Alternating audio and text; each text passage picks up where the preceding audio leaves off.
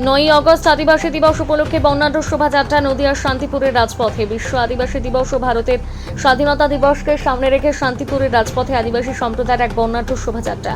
শান্তিপুরের সুরাগড়চর আদিবাসী সম্প্রদায়ের উদ্যোগে আয়োজিত এই শোভাযাত্রায় অংশ নেন আদিবাসী সম্প্রদায়ের যুবক যুবতী থেকে শুরু করে প্রবীণ ব্যক্তিরা। শোভাযাত্রায় আকর্ষণ ছিল ঢাকঢোল এবং বিভিন্ন সাংস্কৃতিক পরিবেশনা। আদিবাসী সংস্কৃতির ঐতিহ্য এবং জীবনের নানা দিক তুলে ধরা হয় এই শোভাযাত্রায়। হাতে জাতীয় পতাকা এবং বিভিন্ন বার্তা সহ ব্যানার নিয়ে শান্তিপুরের রাজপথ পরিক্রমা করে অংশগ্রহণকারীরা।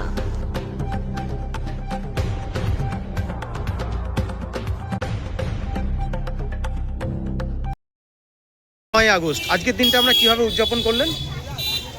আমরা আজকে নদিয়া জেলা আদিবাসী উন্নয়ন সমিতি শান্তিপুর শাখার পরিচালনায় আজকে আমাদের দিনটা আমাদের গ্রামে প্রথমে বিরসা মুন্ডার প্রতিকৃতিতে আমরা মাল্যদান করি, পতাকা উত্তোলন করে। তারপরে আমরা একটা সুন্দর বর্ণাঢ্য র্যালি করলাম আমাদের শান্তিপুর মতিগঞ্জ মোড় থেকে শান্তিপুর কাশ্যপাড়া মোড় পর্যন্ত। সম্ভবত আজকে এই অনুষ্ঠানে কারা কারা যোগদান করেছে?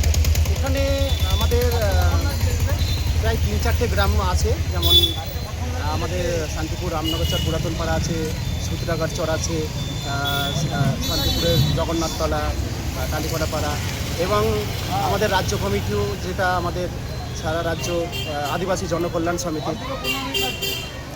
আজকে এই যে র্যালি করেছেন, পাড়া থেকে ওনারা এসেছেন। এই যে র্যালি করলেন, এখান থেকে কি বার্তা দেবেন সমাজের উদ্দেশ্যে? হ্যাঁ, বলুন।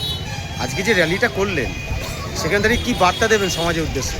সমাজের উদ্দেশ্যে বার্তা আমরা চাই যে আমরা সবাই মিলে আমাদের যে দাবি দাওয়াগুলো আছে, আমাদের সংবিধান অধিকার দেওয়া তো অধিকারের দরকার। আমাদের শিল্প সংস্কৃতি, নিজস্ব কালচার, এগুলো আমরা আমাদের এগুলো দাবি, আমরা এখনও সেইভাবে সরকারিভাবে এখনও স্বীকৃতি পাইনি।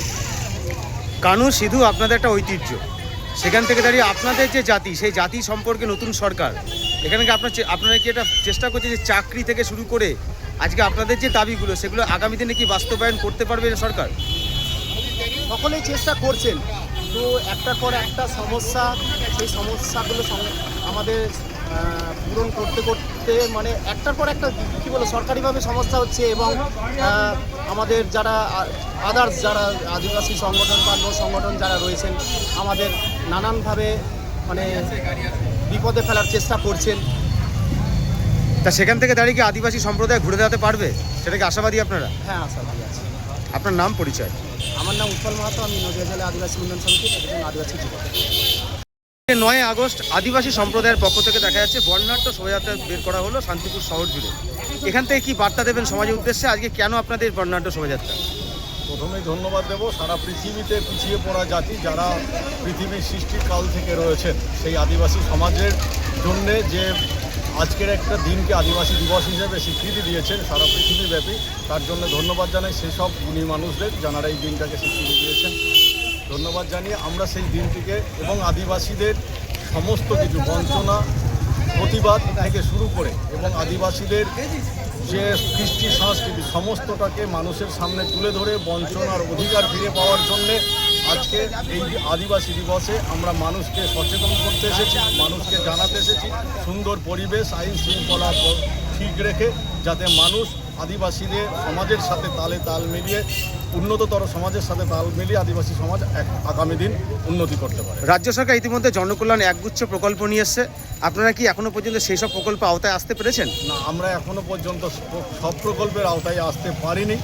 আমরা কিছু কিছু সময় হয়তো সামান্য অনুদান কিছু পেয়েছি, কিন্তু অ্যাকচুয়াল যে ধরনের স্কিমগুলো আমাদের আদিবাসীদের জন্য রেখে দিয়েছেন বা তৈরি করেছেন, সেই স্কিমগুলো যাতে আমরা পাই তার জন্য সরকারের কাছে, বর্তমান সরকারের কাছে এবং প্রশাসনের কাছে আমাদের আবেদন, অনুরোধ, যাতে আমরা আদিবাসী সমাজ এমনিতেই পিছিয়ে পড়া সমাজের মধ্যে পড়ি, আমাদেরকে যাতে উন্নততর সমাজে আনা যায় সেই দিকটি চেষ্টা করে সমস্ত প্রকল্প সহযোগিতা যাতে আমরা পাইতে পারি। আপনার নাম পরিচয়? আমার নাম সঞ্জীব মাহাতো, আদিবাসী জনকল্যাণ সমিতি সারা রাজ্যের সম্পাদক।